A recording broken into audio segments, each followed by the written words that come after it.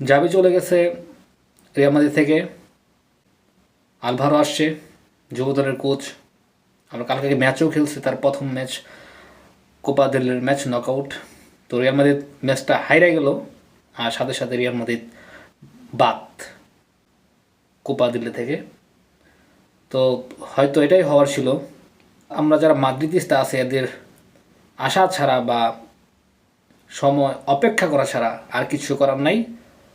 আর এটা কুপা না, এটা রিয়াল মাদ্রিদ জন্য কুফা, কুফা দিল রে, ডিসকোয়ালিফাই, কিছু বলার নাই। Wait for next. Real Madrid একটা মিডফিল্ডের অভাবে অনেক দিন ধরে ভুগতেছে। টনি ক্রুসের রিপ্লেসমেন্ট এখন পর্যন্ত হয়নি। তো বোর্ড সম্ভবত চেষ্টা করতেছে আনার জন্য, নাকি করবে না সেটা আসলে আমরা সঠিক বলতে পারবো না। তো আলভারো ভালো করবে। নেক্সট ম্যাচ শনিবার লা লিগার ম্যাচ। তো ম্যাচ মাদ্রিদ এসে আলকানা মাদ্রিদ।